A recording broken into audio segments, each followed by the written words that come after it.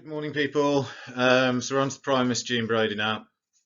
The plan at this stage is, again, just kind of reiterate from last week, we'll probably spend up until kind of the half term, maybe 1 week after the half term, focusing around the Prime Miss Jean Brodie for 2 lessons a week. And we'll have the other lesson where we're kind of focusing on going back over stuff that we've already done with those kind of assessments in mind. So, in terms of what we look at today, I just want to kind of contextualize the novel in relation to kind of Muriel Spark's own life and into the kind of wider historical context. We need to start thinking about comparison because obviously when you do this coursework, you are going to be comparing into the history boys. So what I want to do at the start is just kind of take the first page or so and start to establish very early on where we can see similarities between the history boys and the Prime Miss Jean Brodie, or differences, because obviously it's comparison, it's similarities and differences. We'll link in kind of some of the key then ideas and themes that are opened up in the opening stage of the novel.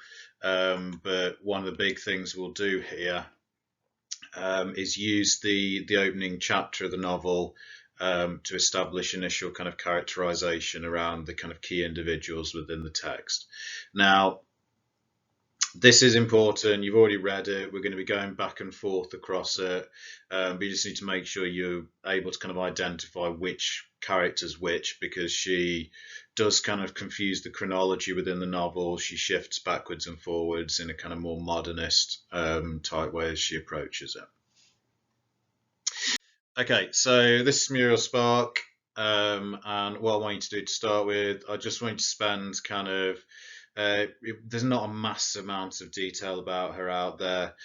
Just spend about kind of 10-15 minutes, just have a quick research around her, and then I'll draw out a couple of the kind of key points that might end up making their way into kind of essays as you kind of discuss the two texts, but the contextual bits that'll actually kind of work within the essay to kind of give you an insight into the text itself. They won't just be bolted on. Okay, so in terms of kind of key details, you might kind of point out here, and they're going to work their way into the novel. She herself is from Edinburgh, where the novel's set, and she goes to a sort of similar type kind of private school to Marcia Blaine, as in the novel. And essentially then there's an element of kind of biographical detail that underlies it.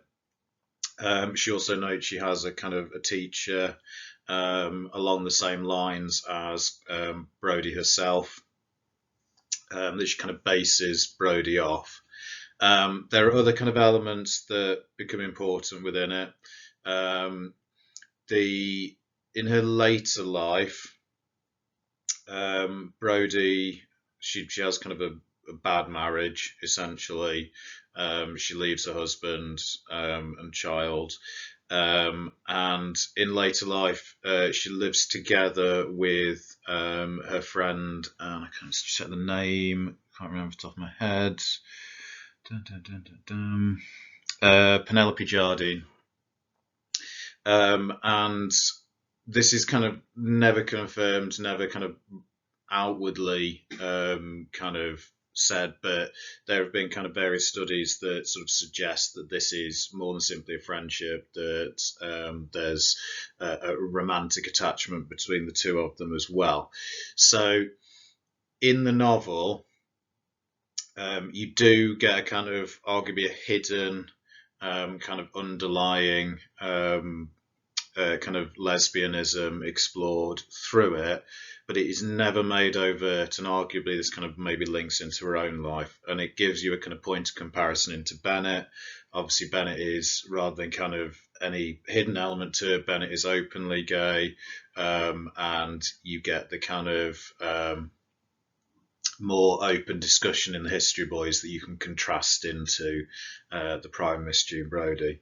The other thing you might reflect on in terms of context around herself would simply be, Yeah, sorry, her later conversion into Roman Catholicism, which arguably links into kind of Sandy's later kind of conversion in. So yeah, they're kind of probably the key bits out of what you've maybe found out that are going to link it. Now, beyond the author, you want to kind of think about the historical and the cultural contexts. And again, remember when you're looking at context and what they want to see as you're discussing context is that you recognize that the kind of context of reception, the way people will respond to a text, change over time. So she sets the novel in the 1930s, so you need to think about the context of the 1930s, what's going on at this point in history. It's published, though, 30 years after it's set. So it's published in 1961. So you then need to think, well, what's going on in 1961? What's happened in the intermediary years that potentially is going to change the way that people view the kind of era in which it's set and the events of the novel. And then obviously you're reading it in 2020, so just hold that in mind. Obviously you know what's happening in 2020, you're living through it at the moment. And you need to kind of pay particular attention to education and attitudes towards gender and sexuality. And I would recommend, you don't have to read all of the things that are on this, but that's a very good timeline if you go to that, especially around kind of educational reform at the different kind of time periods. So what I want you to do, again, you're spending kind of 15, 20 minutes this time. Just think about what's happening in a general sense in the 1930s in England, in Scotland specifically, in Edinburgh, with a focus on education and attitudes towards kind of gender and sexuality. Then have a quick research around the 1960s, the early 1960s, what's happening at that point, what's changing, what's altering. You should already be jumping on what's happened in the intermediary time and kind of be bearing that in mind as well, because that is quite important in relation to the way in which a reader would view Miss Brodie herself within the narrative. So having a research around 1930s, 1960s, in a general sense, but then more specifically around education and attitudes towards kind of gender and sexuality. Pause me there, have a look, and then I'll just point out a couple of key features afterwards. Okay, so within this then, the 1930s, you're still looking at a fairly kind of conservative education system. The age in which there's a kind of universal level of education is only up to kind of 14. Even then, there's kind of some exemptions from it. And there is a kind of still a kind of classist agenda coming into the education system, with a kind of private education establishments and then those kind of more public ones. So the school that this is set in, it's a private one. The girls are still educated to 16. They are in a kind of position of privilege. Now, there are various other things that kind of come into this as well. It's an all-girls school. There are still beliefs coming around at this point in time that certain subjects, certain kind of materials are better for girls. They're more suited to them. Hang on, let me just go and find the highlight from this bit. Yeah, and there's this belief here that for girls to avoid physical fatigue and nervous overstrain, they should take certain examinations 1 year later than their kind of male counterparts, just to, because they're delicate creatures at this point in history. So we've got also the kind of gender differences coming into this kind of education establishment of the 30s, but there are certain changes coming into it. And it's starting to open up more for girls in terms of the kind of breadth of their education, but there's resistance to this as well. Various other things that you might kind of pick up on, the fact that there's kind of various beliefs going around in terms of kind of innate intelligence, and around kind of testing, that you might draw through into this. So as we look at Mary McGregor, ideas of kind of innate and fixed intelligence in relation to her potentially coming into the kind of characterization around it. So there's certain aspects that are kind of progressive. There are certain more kind of restrictive attitudes. It's set in the 1930s. Even in the 1960s, you've still got the kind of criminality surrounding homosexuality. So it's very much kind of hidden at this point in history as you're kind of focusing around that. In terms of women more generally and links into gender, obviously, we've got some movement in terms of getting the rights to vote, and the kind of influence of the First World War on women kind of getting kind of greater freedoms to work, but it is still a kind of far more traditional mindset coming through. Now, this is then published in the 1960s and 1961 specifically. And the 1960s are known as kind of, it's the hippie decade. It's far more progressive. You gain kind of differing attitudes around gender coming through, around sexuality coming through. It's the decade in which the kind of the pillars invented, at which you get kind of women burning bras, things like this. So what you want to kind of think here is Muriel Spark kind of, projecting those more liberal views potentially back into or exploring them through this 1930 setting. So you get certain more liberal views coming through, and certain things are discussed more overtly than they would have been if the novel was actually written and published in the 30s. But you do get kind of more conservative views being reflected into it as well. What else do I want to add to it? Oh, yeah. Obviously, the key bit of context that happens in the middle of these two is the Second World War, and the kind of Hitler, Mussolini, Franco, those kind of authoritarian governments that are kind of essentially opposed to the other states in Europe. And you get a lot of reference to this happening within the text. But obviously the text is written before or is set even before the war takes place, but they're reading it afterwards. So any discussion around the kind of Italian, the Germans that takes place within the novel, there's that kind of context where the dangers are not yet known, but for the reader, they are going to be aware of the kind of dangers of these kind of different governments and organizations. So, as I say, there's going to be various other bits that you could have picked out there. Have a proper read through, highlight various other bits, but I don't want to talk for hours and hours and hours just about this bit. Okay, so the next thing we need to kind of look at, I want you to just use the first couple of pages in order to do this. From the boys as they talk to the girls at the very, very start, just onto the next page where about 2/3 of the way down, where shall I find a virtuous woman, for her price is above rubies. Now, all I want you to do, reread over that kind of first page in a bit and highlight any bits that you think you can link into the History Boys in terms of a similar idea coming through, or a difference, or something that is going to allow you to kind of reflect on the kind of key kind of ideas, mentalities coming through between the two texts.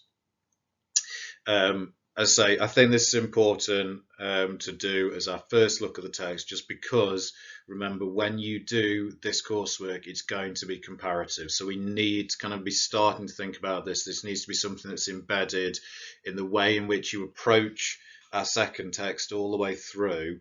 You don't want to end up at the end kind of studying them as if they're two isolated texts and then going, oh, so what am I actually doing in terms of linking them? So we're starting out at this point. So I would say you want to spend just kind of 10 minutes with that first page and a bit, going through, highlighting the bits, thinking how you can link it into the History Boys, either around the gender and sexuality question or around the education question and that idea of kind of abuse. And I think you can draw out points for all three within that kind of first couple of pages. Okay, so I think there's various things that you can point out here. The first thing is that kind of distance between kind of male and female here, and the kind of attitudes that go with this. So in History Boys, it's a male school with women kind of marginalised. They're kind of on the outside with Lintott and with Fiona. Whereas here it's an all-girls school, but there's that same kind of idea of the divide with women, again, in that kind of inferior positioning almost. So you get right at the start this kind of established. The boys, as they talk to the girls, stood on the far side of their bicycles holding the handlebars, which established a protective fence of bicycle between the sexes. So whilst these are kind of, you know, adolescent girls, boys, there is this sense of separation. It's symbolized within this kind of protective fence of bicycle. There's this kind of deliberate separation between them. And we're kind of skipping about a little bit here, but they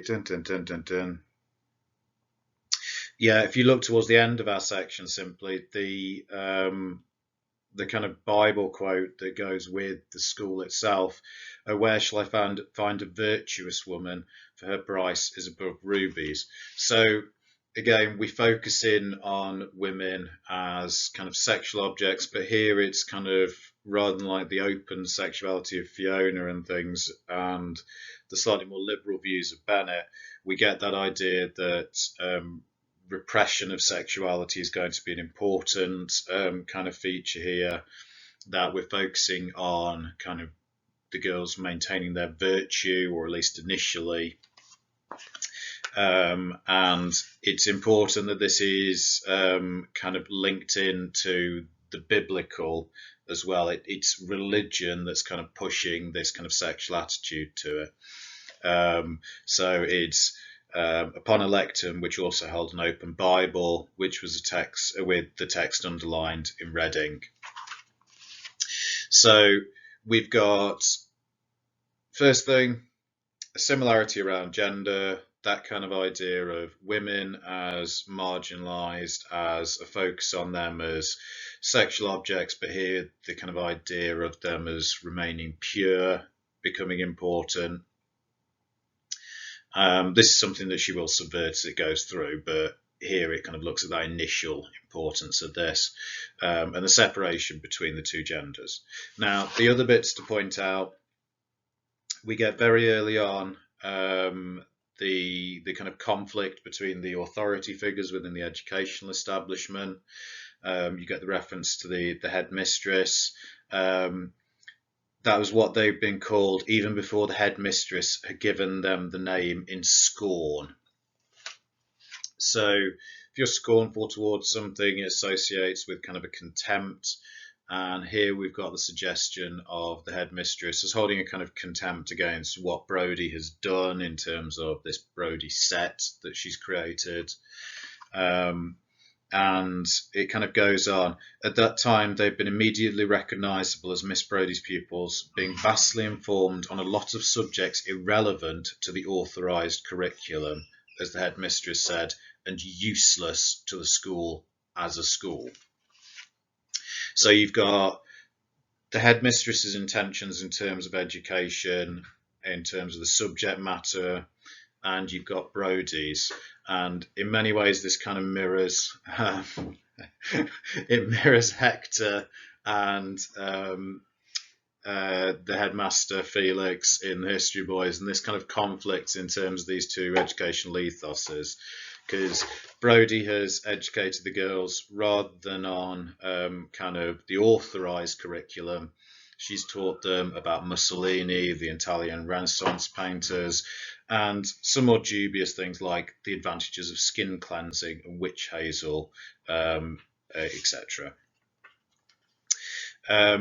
Now, the other thing that we kind of potentially talk about and it's in a different way to the History Boys, but we've already started to kind of have established in those opening sections a kind of almost a grooming idea, and the in a sense Brodie is abusing these students. So we have um, alongside this kind of vastly informed these different topics, as had the love lives of Charlotte Bronte and Miss Brodie herself. So she's focusing in on the kind of sexual relations of authors, but also revealing about her own kind of relationships to students at a very young age. And this whole kind of teaching them against the curriculum is essentially going to be disruptive. It's going to be dangerous to them. They are then not necessarily prepared for what they move on to in many ways. Having said that, we do get this sense slightly later on, adapted themselves to the orthodox regime. They maintained an unmistakably Brodie, and were famous for it in the school. So they do get depicted as kind of being able to adapt to the higher level of the school, but there's still a sense that they have been kind of groomed into what Brodie desires of them. They are marked out, they are different, even after they move beyond her kind of classroom. So she's been kind of tied in there.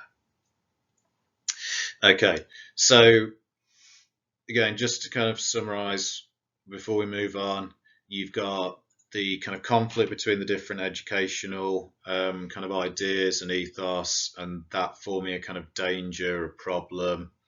You've got Brodie's kind of interests here, the fact that she's essentially kind of, creating a group for herself. There's an element of kind of grooming to it, that she's kind of failing these students in many ways by not teaching to the curriculum. She's not preparing them for those kind of next stages, and it kind of then becomes something disruptive essentially. So already similarities emerging.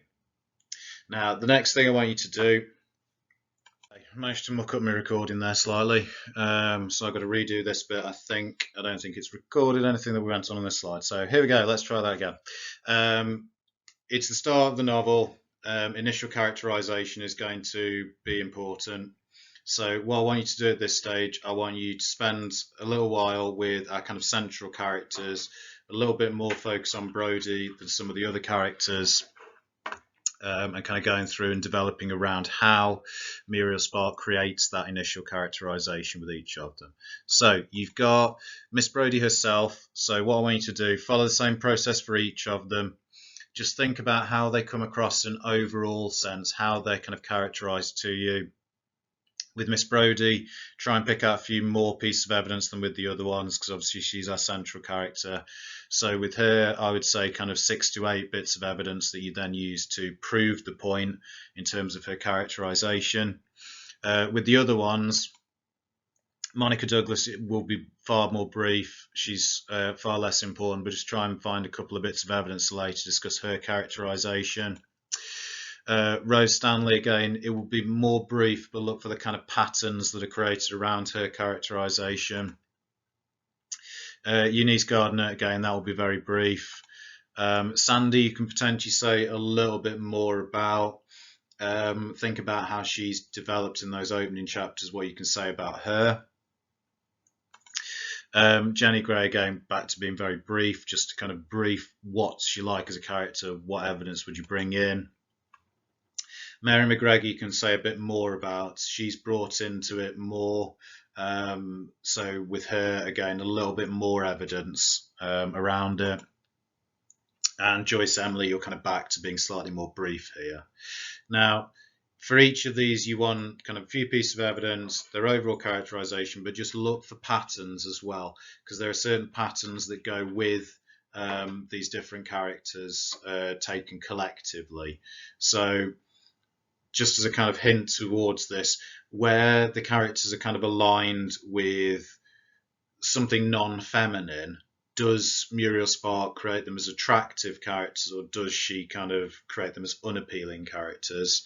Whereas when they are associated with kind of a more typical femininity, how are they then presented? That's something we can potentially kind of build a point around. So, as I say, this would probably take you kind of 20, 25 minutes, maybe a bit longer. You're only using the first chapter for this, but just think about their initial characterization. Okay, so with Brodie herself, in the kind of opening chapter, she's characterized as powerful. And this is something that you could talk about in terms of gender, the fact that unlike a lot of the female figures, she is given power in this 1930s setting. But at the same time, you might talk about how this power is made to seem kind of unattractive. In certain ways, it makes her unappealing. And so a woman with power is made to seem unattractive, and you can link that into your discussion. You can also talk about the way she's kind of presented as subversive, and potentially that continuation of the ideas of grooming that go with kind of Brodie here. So as we look at her, various bits that you could point out. So I'm looking on page 9 at the moment. Think about the way that Spark constructs her dialogue. Send an excuse. Make sure you are free. There's a lot of imperative use with Brodie's dialogue. It's kind of domineering, and it's described later on. She spoke calmly, as she always did, in spite of her forceful words. So there's also a power kind of gifted to her through that. And this is kind of continued in symbolism of her physical description. So she looked a mighty woman with her dark Roman profile in the sun. And she's compared into kind of Julius Caesar through the kind of following analogy. As soon expect Julius Caesar to apply for a job in a crank school as Miss Brodie. So she's depicted as a figure of power and authority by linking her into the kind of Roman, Italian kind of image of her.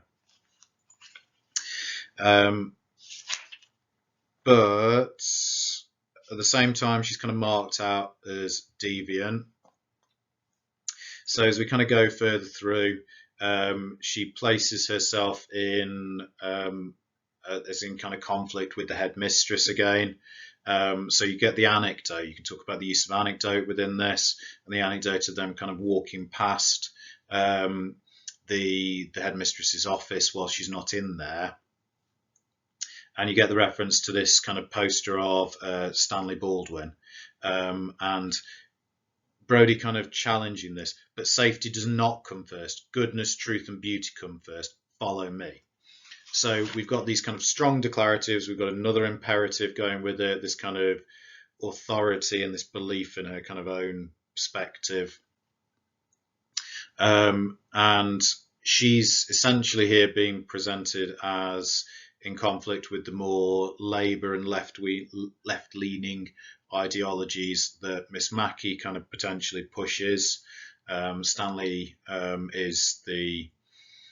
he's only for a very short time, but he's the Labour Prime Minister. And there's a kind of, worrying aspect to this as well, that for Brodie, what comes first is not the safety of the girls, not safety at all. It's those outer images, goodness, truth, and beauty come first. So there's the conflict that comes with it. There's also that kind of worrying aspect to it, that she doesn't necessarily value the well-being of the students in the same way. The other things that kind of mark her out as different, and the last couple of things we'll kind of point out, that kind of the symbolism of taking the students outside. She's removing them from the classroom. Seemingly, this is kind of an attractive image, taking them out into the natural world. But at the same time, it's kind of going against expectations potentially. And you get reference within this taking them outside to the kind of the elm tree that they go out. Miss Brodie into the secure shade of the elm tree. And later on page 12, we get she leaned against the elm. Now, the elm tree is an interesting kind of symbol. We talked about this in relation to Plath. It's an image of kind of victory associated with Brodie, but an image of rebirth associated with Brodie. So it can be an empowering image to Brodie. It can also be that the image of the elm suggests that there's a selfish attitude because she's trying to be reborn through the students. She's kind of missed her opportunities and she's living through the students. So there's a Hector-like quality to this, living through the students. And this is kind of continued in other ways in terms of this kind of Hector parallel. She kind of talks about those outside as intruders. So I'm back onto page 11. If there are any intruders, we are doing our history lesson, our poetry, English grammar. So she's not teaching to the authorised curriculum. There's the idea of intruders outside the classroom. It's like Hector's locked door and the kind of discussions that we can have around that, the way the intertextual allusion into Hamlet, treachery, seek it out, with a knock on the door. You get her kind of, where's it gone? Yeah, the other link into kind of Hector within this, she is an intellectual, but she's focused on things like poetry, on those more aesthetic kind of subjects and areas of interest. So you get the intertextual references like Hector has associated with her. You get on page 12, Seasons of Mist and Mellow Fruitfulness, which is a Keats reference to the poem To Autumn. And you get, if you go back slightly on page 7, she's teaching them sections from The Lady of Shalott. And you can potentially look especially at The Lady of Shalott and the implications of having that as the first intertextual allusion within the narrative as well. We'll possibly come back to that further down the line. Last thing to mention around Brodie again, there's that subversiveness. She's not teaching them the right thing. There's also a kind of potentially worrying element linking back into that kind of idea of grooming. She's telling them kind of anecdotes of her own lover. And remember, these are 10-year-old students that are kind of depicted here. And the implication then is, you know, it becomes worrying because she's, you know, teaching them very early on aspects around her own sexuality. She's talking about him as her lover. And they're not married. This goes against social convention. So there's a kind of deviance in relation to her sexuality brought out here. Okay, the other ones should be quite quick because they're in there kind of far more briefly. Monica Douglas, she's famous mostly for mathematics. At this point in time, even now, most maths classes are kind of very male dominated. So she's seen as kind of not necessarily living up to kind of conventions of typical femininity. And Spark then chooses to make her ugly, essentially. So the physical description that associates with it, fat, peg-like legs, as if she knew she looked grotesque in any case. Now, this is interesting. It can lead into a discussion of how, where we do get kind of subversive ideas around femininity, very often this is painted by Spark, who herself is a woman, but is still painting these subversions as quite unattractive around the characters.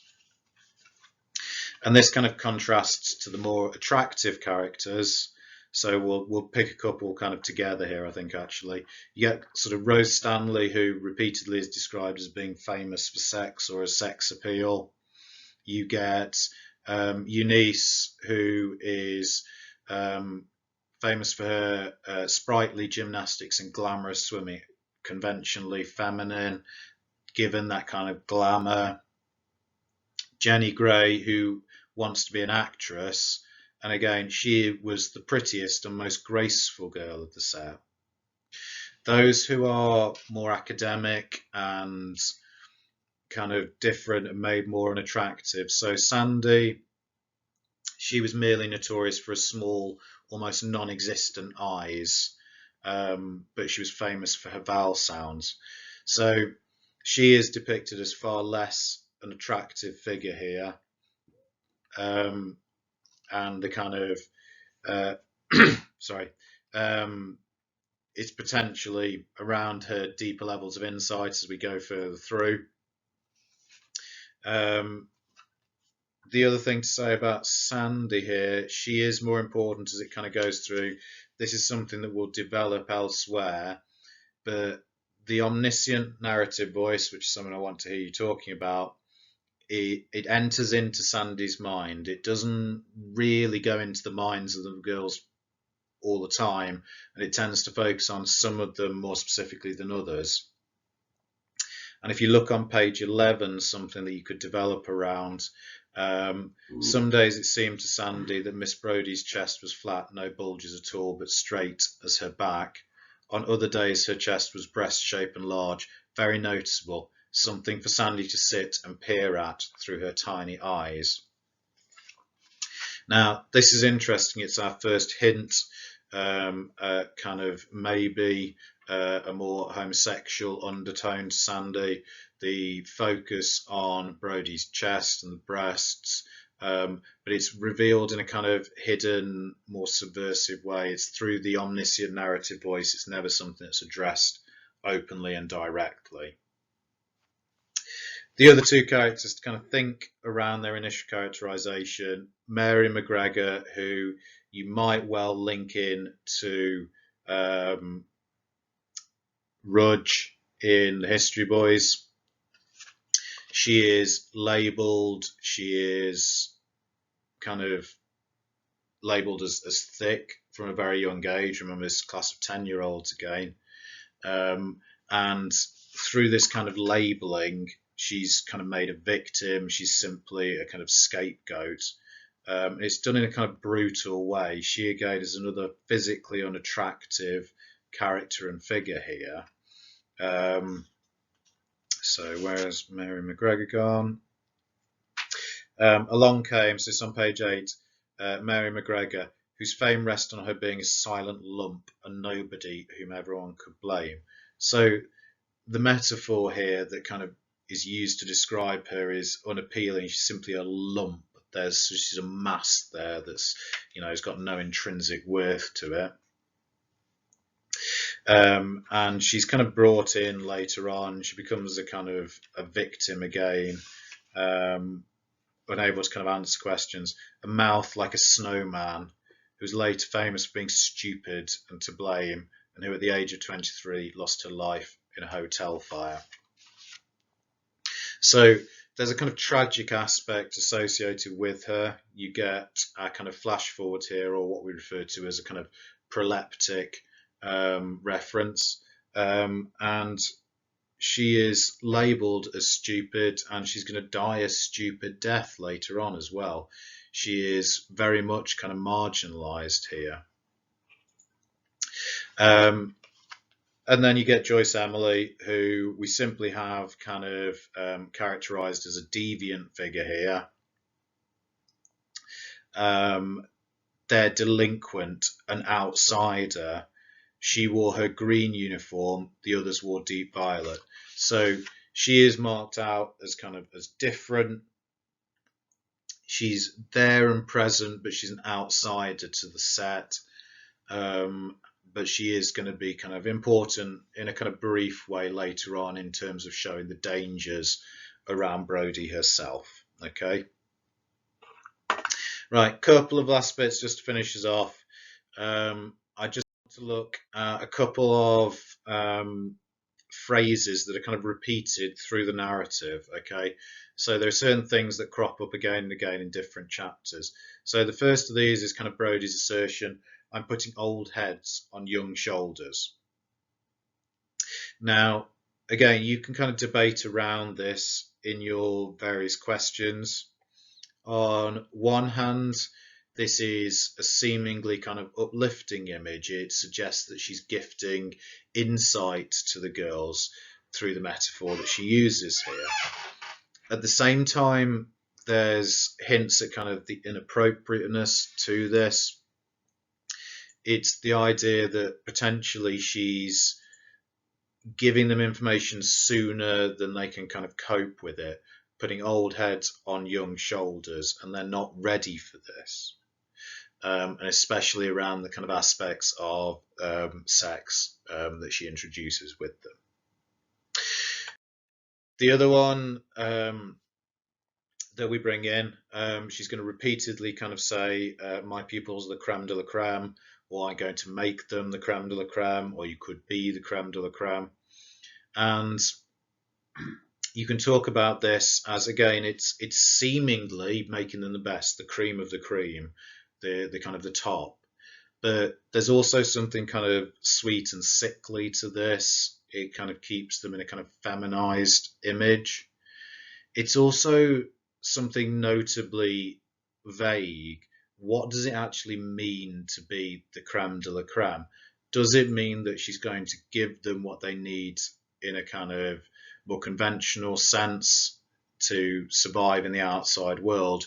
Or is it that it's about her own personal perspective of what makes the top the creme de la creme? And last to point out is simply this repeated reference that we're going to get over and over again. I am in my prime. Now, this is, again, it's another kind of vague statement. What does the prime mean in this sense? Well, it means the kind of the pinnacle of her life. It's something that she seemingly becomes obsessed with, of kind of making the most of. And increasingly, there's a sense of her prime kind of slipping away, and a sense of kind of almost desperation to hold on to it in certain ways. And it's also around a kind of sexual prime for her, essentially. So it links into her kind of sexuality. It's not just her prime physically, but her prime sexually as part of her life. Right, so just quick kind of summarize what you should have got away from this lesson.